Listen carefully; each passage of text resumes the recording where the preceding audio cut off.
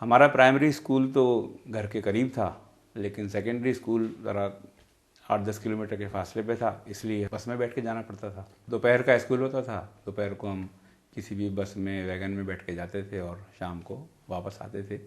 तो जब घर से दूर जाना शुरू किया, पब्लिक ट्रांसपोर्ट में जाना शुरू किया, तरह तरह के भांत भांत के लोग, मनाजिर, चीज़ें नज़र आईं। उसके साथ साथ अक्ल शऊर में इजाफ़ा हुआ, तजर्बात भी बढ़े। तो मेरे ख्याल में मैं 8वीं जमात में था, तो एक दिन मैं शाम को स्कूल से वापस आ रहा था, तो बस में मुझे आखिरी सीट जो दरवाजे के साथ होती है लंबी सी, वहाँ पे मुझे जगह मिली। मैं बैठा तो मेरे बराबर में एक जवान सा बंदा, बदमाश टाइप का, वो बैठा और उसके बराबर में एक बुज़ुर्ग बैठा हुआ था। तो बस चल रही थी, थोड़ी देर मुझे महसूस किया कि जो मेरे बराबर में वो बैठा हुआ था, जिसको मैं कह रहा हूँ कि गुंडा लग रहा था शक्ल से, उसके बराबर में जो बूढ़ा आदमी था, वो उसके कमीज़ की साइड में उंगलियां घुसाए हुए, हाथ घुसाए हुए कुछ कर रहा था। मैंने कनखियों से देख के थोड़ा सा गौर किया कि ये कर क्या रहा है, तो अंदाज़ा हुआ कि वो उस बुज़ुर्ग की जेब में हाथ डाल के उसके अंदर जो भी रकम, जो चीज़ रखी हुई थी, वो निकालने की कोशिश कर रहा था। अच्छा, पहले तो मैंने सोचा कि मैं शोर मचा दूं, लेकिन फिर मैंने कहा कि ये तो जैसे बदमाश लग रहा है, ऐसा ना हो कि वो मुझे भी कोई नुकसान पहुंचाए, तो मैं खामोश बैठा रहा। तो उनकी बुज़ुर्ग की जेब में शायद से इक्का दुक्का ही कुछ रकम थी, वो निकाल के और अगले स्टॉप पे तेज़ी से उतर के चला गया। मैं खामोश बैठा रहा डर के मारे। तो ये एक पहला मौका था कि मैंने कोई बदमाशी, कोई चोरी, कोई जेब कुतरा जिसे कहते थे, वो उसकी कोई हरकत देखी। तो उस ज़माने में एक फ़िल्म भी सिनेमा में चला करती थी, मुनव्वर ज़रीफ़ की एक फ़िल्म हुआ करती थी, जीरा ब्लेड, जिसमें वो जीरा साहब जो भी थे, मैंने फ़िल्म तो नहीं देखी, तो वो जेब काटा करते थे। तो हमने तो ये सुना था कि जेब पूरी की पूरी ब्लेड से काट दी जाती थी और जेब कुतरा वो जेब काट के पैसे निकाल लेता था। लेकिन ये जो मैंने वारदात देखी, इसमें वो उस शख्स ने ब्लेड इस्तेमाल नहीं किया, बल्कि सिर्फ उंगलियां इस्तेमाल की। तो हमें अंदाज़ा हुआ कि भाई ये इस तरह का भी वाक़यात होते हैं, इस तरह के भी वाक़यात पेश आते हैं, लिहाजा घर से बाहर निकलें तो सोच समझ के निकलें, अपनी चीज़ों को संभाल के निकलें।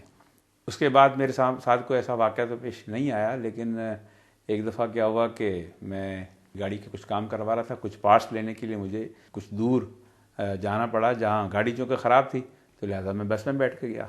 वहाँ जाके मैंने उस दुकान से गाड़ी के पार्ट्स ख़रीदे और मैं एक वैगन में जो चलती है कराची में, मज़दा, उसके अंदर बैठ गया। वही पिछली सीट पे मिली जगह और बराबर में मेरे और भी लोग बैठे थे, रश था बस में। थोड़ा सा गाड़ी आगे चली तो कंडक्टर आया, कह रहे थे आप टिकट। मैंने जब जेब में हाथ डाला दाएं हाथ पे अपनी, तो जेब में तो बटुआ था ही। मैं बड़ा हैरान हुआ, मैंने कहा अभी मैं जब चढ़ा हूँ बस में तो मेरी जेब में बटुआ मौजूद था, और अभी मैं पहले स्टॉप से बैठा हूँ, जिस स्टॉप से दूसरा स्टॉप आया भी नहीं अभी, लिहाजा ना कोई गाड़ी में बंदा चढ़ा है ना कोई उतरा है, वही लोग हैं। और मेरे बराबर में जो शख्स बैठा हुआ है वही बैठा हुआ है, उसके बराबर में आके बैठा हूँ। मैं थोड़ी देर सोचा, एकदम मैंने बराबर वाले का हाथ पकड़ लिया। मैंने कहा पर्स निकालो बाहर। अच्छा, हैरत अंगेज़ तौर पे जो ना वो बिल्कुल खलबला गया और एकदम से अपने साइड से पर्स मुझे उठा के दिया। मैंने कहा ये कहाँ से आया पापा? कह लगा ये साहब इधर गिरा हुआ था आपका, मैंने नीचे से उठाया है। मैंने कहा तुम्हारा दिमाग ख़राब है, झूठ बोलते हो। कंडक्टर भी अगर लोग, मैंने कहा ये इसने पर्स मेरी जेब से निकाला है और कह रहा गिरा हुआ है नीचे। लोग उसको गुस्से से घूरने लगे। उसने कहा नहीं, उसने कसमें खाना शुरू कर दी। उसने कहा नहीं साहब, ये इधर गिरा हुआ था। खैर मुझे पर्स वापस मिल गया और मेरा स्टॉप भी आ गया। मेरे पास ज़्यादा झगड़ा करने का टाइम भी नहीं था, लेकिन मुझे यकीन है कि उसने बैठते ही मेरा पर्स थोड़ा सा उसको नज़र आया होगा, उसने निकाल लिया। मैं चूँकि फ़ौरन ही अंदाज़ा लगा लिया कि अभी स्टॉप नहीं आया, कोई भी शख्स गाड़ी से नहीं उतरा, लिहाजा मैंने उससे अपना पर्स वापस ले लिया। 2001 में मेरी मुलाजमत इस्लामाबाद में हो गई थी, तो मैं यहाँ कराची से मुंतकिल हो गया और तकरीबन 6 साल यहाँ पे रहा। और 2006 में मैं वापस कराची मुंतकिल होना चाहा, तो यहाँ के जो दोस्त थे इस्लामाबाद के, वो कहने लगे कि यार मत जाओ, वहाँ जाओगे तो एयरपोर्ट से बाहर निकलते ही तुम्हारा मोबाइल छिन जाएगा, तुम्हारा पर्स छिन जाएगा, कोई तुमको गोली ना मार दे। अच्छा, कराची का हालात थे बहरहाल ख़राब। तो मैंने कहा नहीं यार, मेरा शहर है भाई, ऐसा तो नहीं है, इतने करोड़ 2 करोड़ लोग रह रहे हैं वहाँ पे, तो ऐसा तो नहीं कि हर किसी का मोबाइल छिन रहा हो, हर किसी की जो है वो गोली मारी जा रही हो, हर किसी का पर्स छीना जा रहा हो। इंशाल्लाह खैरियत ही रहेगी।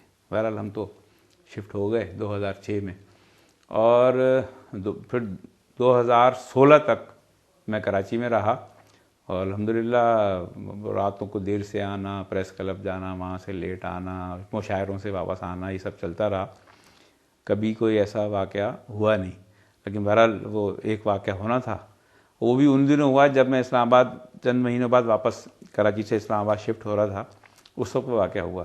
तो कराची की जो मोहम्मद अली सोसाइटी है, उसमें हमारे एक दोस्त के घर पे कुछ दोस्तों को बुला के एक छोटा सा मुशायरा मुनक़िद हुआ था। तो वापस आते आते वक्त आधी रात तकरीबन हो गई। तो मैं मोटरसाइकिल पे था, वहाँ से मैं निकला और शारा फैसल पे चलता हुआ PCHS से कारसाज, और फिर मैं यहाँ पहुँचा डिग रोड नाता खान पे। तो बहुत ही कम ट्रैफिक था रोड के ऊपर, और जब मैं नाता खान ब्रिज एयरपोर्ट के पास जो है उसके ऊपर चढ़ा, तो मेरे ख्याल में कि उस वक्त पूरे पुल पर वाहिद मेरी मोटरसाइकिल चली आ रही थी।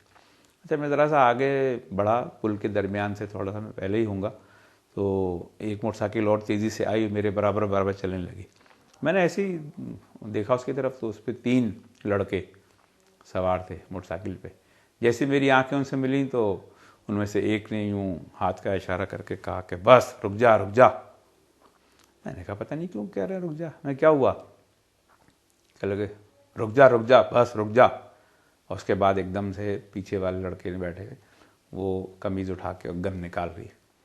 गन देखते मैं समझ गया, मैंने कहा 10 साल तक जो वाक़या नहीं हुआ वो आज होने जा रहा है। खौफज़दा भी हुआ मैं खासा है। मैंने मोटरसाइकिल रोक ली, उन्होंने कहा पर्स निकाल, मोबाइल निकाल, ATM कार्ड निकाल, ATM की पिन बता। तो मैंने पर्स निकाला, ATM कार्ड वगैरह तो मैं आमतौर पर रखता नहीं हूँ, और जो बाकी कार्ड भी थे तो वो सब कापियाँ थे, ओरिजिनल कोई भी उसमें कार्ड नहीं था। मैंने पर्स दिया, पैसे भी ज़्यादा नहीं थे। और मोबाइल मैंने अभी लिया था कुछ अर्से पहले, पहला मोबाइल था मेरा स्मार्ट सैमसंग का, वो भी मैंने उनको दिया। उसके बाद कहने लगे ATM की पिन बता, ATM बता। मैंने कहा भाई ना ATM कार्ड है इसमें, ना ATM की पिन है। अच्छा, फिर वो उन्होंने हाथ बढ़ाया और जो स्पार्क प्लग में जो होल्डर लगा हुआ होता है मोटरसाइकिल का, वो निकाल लिया ताकि मैं फौरी गाड़ी स्टार्ट नहीं कर सकूँ। और गाड़ी स्टार्ट करके बिंग करके वो निकल गए। पहले तो मैं थोड़ी देर सन्नाटे में रहा कि ये हुआ क्या है, कभी ऐसा वाक़या ज़िंदगी में कभी हुआ ही नहीं है। तो वो एकदम हो गया बिल आखिर। तो मैंने खैर वो प्लग लगाया, स्पार्क प्लग का होल्डर, और मोटरसाइकिल स्टार्ट करके दूसरी तरफ उतरा, और उतर दिया। एयरपोर्ट थाना है, एयरपोर्ट थाने के अंदर मैं घुस गया। तो वहाँ पुलिस वाले खड़े हुए थे। मैंने कहा देखो इस तरीके से पुल पे जो है लूट लिया मुझे। तो कहले किस जगह? पुल के बीच में लूटा है। मैंने कहा नहीं, पुल पे अभी बीच में नहीं पहुँचा था। कहले जी वो तो फिर हमारी हुदूद ही नहीं है थाने की, वो रिग रोड थाने की हुदूद है। मैंने कहा यार अब मैं इस वक्त कह रहे आप ऐसा करें अभी वापस जाएं रिग रोड थाने, वहाँ रिपोर्ट कराएं। मैंने कहा मैं उधर से अल्लाह अल्लाह करके पुल से निकला हूँ, इतना वीराना है वहाँ पे, अब मैं वापस उस पुल पे जाऊँ दोबारा लूटने के लिए, या तो तुम लोग साथ मेरे चलो। उन्होंने कहा नहीं जी आप खुद ही जाएँ।